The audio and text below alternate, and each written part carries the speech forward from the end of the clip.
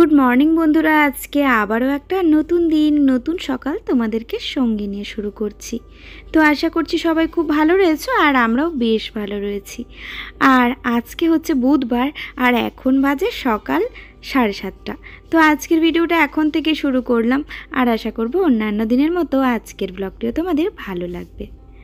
সকাল সকাল ঘুম থেকে উঠেই মা আর ছেলে মিলে চলে এসেছি ছাদে। আর এই যে ছাদের গাছগুলোতে সৃজন একটুখানি জল দিয়ে দেবে। এই যে জবা গাছে কি হয়েছে, সাদা সাদা কি পোকা, মানে যতবারই জবা গাছ এনে এনে লাগাই না কেন আমাকে এই পোকাতে যেন একদম জ্বালিয়ে মেরে দেয়।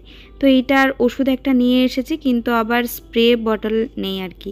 তো আজকে একটা স্প্রে বটল নিয়ে আসবো, তারপরে আর কি এগুলোতে স্প্রে করতে হবে। এই যে জবা গাছে ফুলগুলো সব ঝরে যাচ্ছে, কুড়িগুলো, তারপরে এই যে পাতাটা কুঁকড়ে গেছে, ওই ওষুধেই আর কি কাজ হবে বলেছে। আর যদি কাজ হয়ে যায় তাহলে তোমাদের সাথে তখন শেয়ার করব। দেখো না, গাছগুলোতে দুদিন মোটামুটি জল দেওয়া হয়নি, তাই একটু নেতিয়ে পড়েছিল। আসলে বৃষ্টি হচ্ছিল তো, তাই ওয়েদারটা মানে একটু ভেজা ভেজা। আর ছাদে যা কাপড় জামা মেলা ছিল, মোটামুটি 2 দিন ধরে মেলা ছিল, তো তার জন্য ছাদে আসাই হয়নি। আর যদিও বা এসেছি কালকে রাত্রে, এগুলো আর কি আমার হাজব্যান্ড মেলে দিয়ে গেছে আর তুলেও নিয়ে গেছে, তো ওই জন্য আরই আর কি বুঝতে পারিনি। যাই হোক, এখন আর কি সকাল করে জল দিয়ে দিলাম, আশা করছি সব ঠিক হয়ে যাবে। মন খারাপ লাগে, গাছগুলো ঝুমে গেলে না খুব খারাপ লাগে। তো এরপরের থেকে আমি ভাবছি প্রতিদিনই এসে একটু করে জল দিয়ে দেবো। আসলে দেখতেই তো পেলে সৃজন জল দিল, কতটা করে জল দিল। তো তারপরে আবার ওই জলটা ধরো এখন 2 দিন তো থাকবেই মোটামুটি, যেহেতু ছাদের মধ্যে সেরকম একটা রোদ পায় না, তার জন্যই। আর এই যে সৃজনবাবু এখন ছাদে এসে একটা বল পেয়েছে, এটা ওরই বল, ছাদেই থাকে আর কি। আমরা যখন কাপড় টাপড় মেলতে আসি তখন আবার ও এসেই বলটা নিয়ে খেলে, তো তাই একটুখানি বল পিটে নিল। তো চলো এরপরে গিয়ে ওকে একটুখানি খাওয়াবো। আর এদিকে বিছানাটা আগে ঝেড়ে ওকে একটু পড়তে বসিয়ে দেবো। ও পড়তে থাকবে আর ততক্ষণে আমি ওইদিকে রান্নাবান্নার সমস্ত কিছু রেডি করে নিই। আর আজকে একটা স্পেশাল রেসিপিও শেয়ার করব তোমাদের সাথে। আমি আসলে যখনই একটু সমস্যার মধ্যে পড়ে যাই তখন আমার সংসারটা দুভাগে ভাগ হয়ে যায় বলতে পারো। তবে অনেক দিন যাবত এই সমস্যার মধ্যে রয়েছে কি না, যার জন্য কিন্তু সমস্যার মোকাবিলাটা আমার কাছে কোনো ব্যাপারই না। মানে এই যে আমার হাজব্যান্ড আর কি কালকে গেছিলো ডাক্তারের কাছে, তো লিভারের রিপোর্ট দেখানো হয়েছে। তারপরে আর কি ডাক্তারবাবু অনেক কিছু নিয়ম দিয়েছেন। নিয়ম বলতে বাইরের কোনো কিছুই খাওয়া যাবে না, আর তার সাথে হচ্ছে তেল মশলা একদমই না। আর পেঁপেটা রেগুলার খেতে বলেছে, সাথে অরহরের ডালটা। ওর আবার ডালও বেশি চলে না, কারণ ওর আবার ব্যথা রয়েছে আর কি, তো তার জন্যই। তো যাই হোক, অরহরের ডালটা আর কি লিভারের জন্য খুব ভালো, তার জন্য ওটা খেতে বলেছেন। তো কম তেল মশলার মধ্যে রান্না বান্না খেতে পারবে কি না এই নিয়ে চিন্তা করতে করতে মাথার মধ্যে নানান রকমের চিন্তা আনতে হয়। একটা সময় ছিল আমার বরের আবার আদা আর টমেটো একসাথে খাওয়া চলতো না, তো তখন একটা যুদ্ধ বলতে পারো। আদা ছাড়া রান্না, আদা আবার টমেটো, তাহলে মানে রান্নার কি স্বাদ হবে। তার মধ্যে থেকেও চেষ্টা করতাম টেস্টি কিছু বানিয়ে দেওয়ার। তো আবারও সেরকম একটা দিন, তো চেষ্টা করব ওকে যেন টেস্টি খাবারটা দিতে পারি, বিনা তেলে বিনা মশলাতে। এদিকে বেগুনটাতে নুন হলুদ মাখিয়ে নিলাম। অনেক দিন পরে না বেগুন নিয়ে এসেছে আজ একটা কালো বেগুন। তো এই বেগুনটা দেখছি বেশ নরম। হঠাৎই মনে হয়ে গেল যে ছেলেকে যদি একটুখানি ভাজা বানিয়ে দিই তাহলে ও কিন্তু বেশ ভালো খাবে, আর তার জন্য নুন হলুদ মাখিয়ে রেখে দিলাম। আর রেগুলার আর কি ওকে একটুখানি উচ্ছে সিদ্ধটা দিচ্ছি। উচ্ছে সিদ্ধটা কিন্তু খাওয়াটা খুব ভালো। আর সাথে এই যে পেঁপে দিয়ে, কাঁচকলা দিয়ে, গাজর দিয়ে, আলু দিয়ে একটা ঝোল হবে। তোমরা দেখতেই পেলে কতটুকুনি তেলে রান্না। আর আজকে ওর সমস্যা বলে না, যারা আমার আজ 1 বছর ধরে ভিডিও দেখো কন্টিনিউ, তারা দেখেই থাকবে আমি কতটুকুনি তেল মশলা দিয়ে রান্না করি। আমার রান্নাতে খুব একটা রিচ ব্যাপারটাই নেই, কিন্তু কি বলো তো, তার মধ্যে থেকেও শরীর খারাপ হয়ে যাচ্ছে। আসলে কি জানো তো, সাইডে যাই তো ওখানে খাবারের প্রচুর অনিয়ম হয়ে যায়, তো তার জন্য এত সমস্যা। সমস্যা তো ঠিকই আছে, সমাধানটা তো আমাকেই করতে হবে, তাই না? তো ঠিকই আছে, আমি সারিয়ে নেব, এটাই আমার চ্যালেঞ্জ। এতদিনে এত বড় বড় শরীর খারাপ হয়েছে, সেগুলোকে সারিয়ে নিয়েছি, আর এটা তো জাস্ট ছোট জিনিস একটা। আর এক পক্ষে ঠিকই আছে, আমারও কি হবে, ওয়েটটা কমে যাবে জানো। তো এইদিকে ঝোলটা একদমই পাতলা করে করব, একটু বেশি করে জল দিয়ে দিচ্ছি। আর চলো আজকে তোমাদের সাথে একটা সুন্দর রেসিপি শেয়ার করে নিই।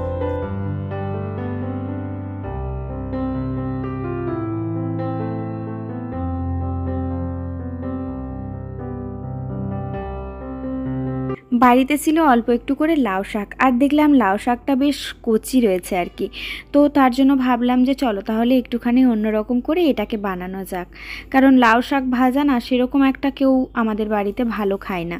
তো ওই বানাতে গেলে একটুখানি চচ্চড়ি বানাতে হবে, আবার চচ্চড়িতে একটুখানি সর্ষে না দিলে সেটা আবার টেস্ট হয় না।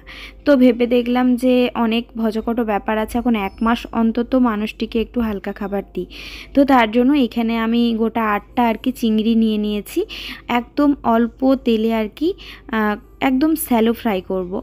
আর এখানে কয়েকটা কোয়া রসুন আর হাফ পেঁয়াজ আর 1 ইঞ্চি মতো আদাকে আমি এখন গ্রেট করে দিয়ে দিলাম, কারণ আদাটা না ভেজে গলতে দেখবে একটু সময় লাগে, তো তার জন্যই। এটার মধ্যে অল্প একটু করে নুন দিয়ে দিয়েছি যেন পেঁয়াজ আর রসুনটা হালকা হালকা গলে যায়। তো ব্যাস এদিক ওদিক করে চিংড়িটা হালকা হাতে ভাজতে দিয়ে দিলাম। আর ততক্ষণ এইদিকে দেখো আমার বর আমার জন্য বানিয়েছে ছাতুর শরবত। ওপরে কালো কালো রয়েছে চিয়া সিডটা এর সাথেই দিয়ে দিয়েছে।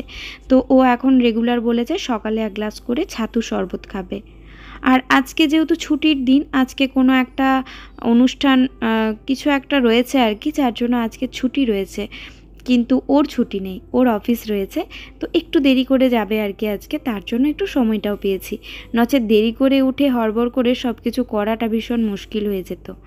তো এইদিকে লাউ শাকটা সিদ্ধ হওয়ার পর আমি জলটা ফেলে দিয়েছি, তারপরে আর কি একটু ভালো করে শাকটাকে ধুয়ে নিয়ে এদিকে চিংড়ি আর পেঁয়াজ রসুন আদা যে ভাজাটা সেটা আর কি এর মধ্যে দিয়ে দিলাম। পুরো জিনিসটাকে কিন্তু ঠান্ডা করে এখানে দিতে হবে, গরম অবস্থায় দিলে কিন্তু মিক্সারে ঘোরানোটা ভালো নয় শুনেছি। তো তারপরে এটাকে সুন্দর করে একটা পেস্ট বানিয়ে নিতে হবে। যদি অসুবিধে হয় তাহলে কিন্তু একটু জলও অ্যাড করা যেতে পারে, জাস্ট অল্প একটুখানি জল অ্যাড করে আবারও সুন্দর করে আমি ঘুরিয়ে নিলাম। তো এইদিকে পুরো পেস্টটা একদম রেডি হয়ে গেছে সুন্দর, এই যে দেখো। তো চলো এরপরে মেন প্রিপারেশনে যাওয়া যাক। অল্প একটু করে সর্ষের তেল দিয়ে দিয়েছি 1 চামচ মতো, আর দিয়েছি একটুখানি জিরে আর একটা শুকনো লঙ্কা ফোড়নে। তারপরে এই যে বাটাটা দিয়ে দিলাম এর মধ্যে।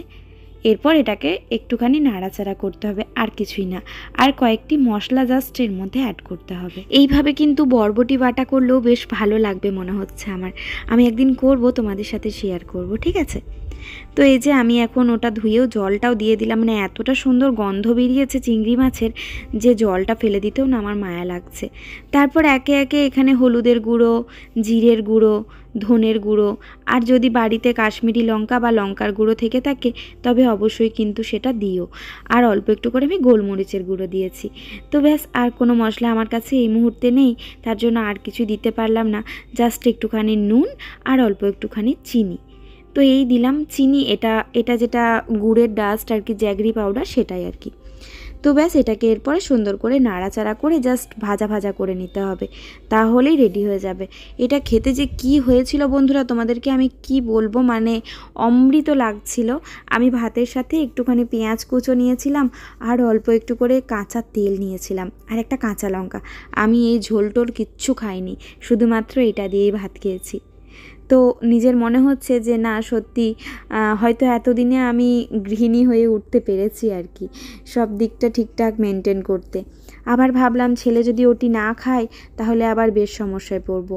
তো তার জন্য ছেলের জন্য বেগুন তো ভাজলামই, সাথে চিংড়ি তো রয়েছে, তখন ওকে কয়েকটা চিংড়ি ভেজে দেবো। কিন্তু ছেলেকে একটুখানি দেওয়াতেই ওর ভীষণ পছন্দ হয়েছে, কি স্বাদ বলছে, দারুণ লেগেছে। সত্যি এটা খেতে যে এতটা অমৃত লাগবে আমি একদম বুঝতে পারিনি। আসলে লাউ শাকটাও কচি ছিল, সেটা তো মিষ্টি রয়েছে, আর সাথে চিংড়ি। দেখবে চিংড়ি যে কোনো খাবারে পড়ে গেলেই সেই খাবারের স্বাদ কিন্তু একদম বদলে যায়। আর শেষ মুহূর্তে 2টো কাঁচা লঙ্কাকে আমি কুচি করে দিয়ে দিলাম, একটু ঝালটাকে যেন আমি মিস করছিলাম তার জন্যই।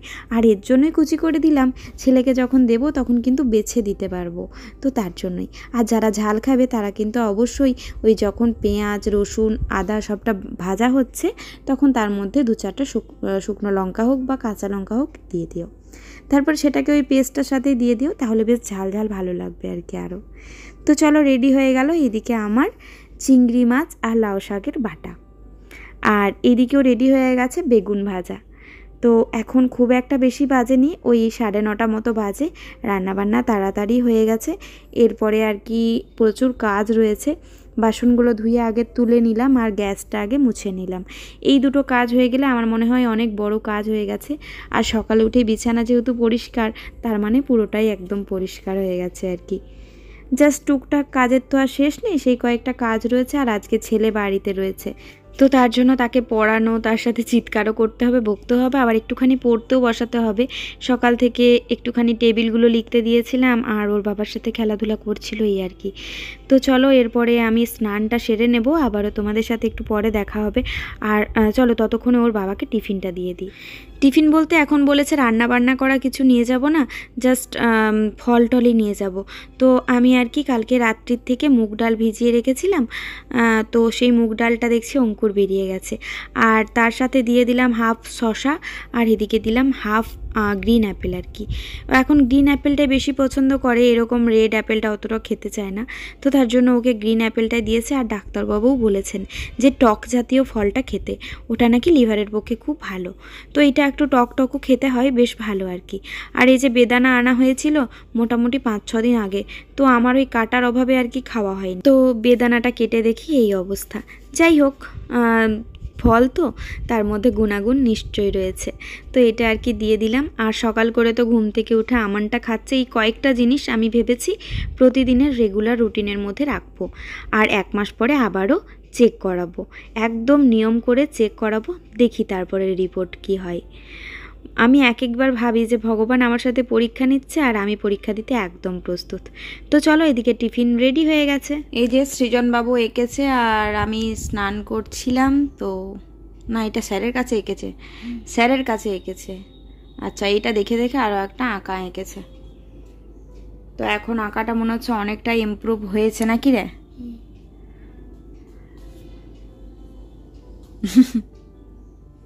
তো আমাদের খাওয়া দাওয়া সব কিছুই হয়ে গেছে। আর খাওয়া দাওয়ার পরে আমি মিনিট 5 আবার শুয়ে ঘুমিয়েও পড়েছিলাম। তারপর মনে পড়ছে যে আমাকে তো ভিডিওটা এডিট করতে হবে, কারণ আজকের ভিডিও আজকেই দিচ্ছি। তো চলো তাহলে আজকের মতো ভিডিওটা এখানেই শেষ করছি। দেখা হচ্ছে আবারও পরবর্তী ভিডিওর সাথে। ততক্ষণে সবাই খুব ভালো থেকো, সুস্থ থেকো, সাবধানে থেকো, আর always be smile. Tata tata, bye bye, good night. ভিডিওটা ভালো লাগলে অবশ্যই like, comment, share and subscribe করে দিও। টাটা।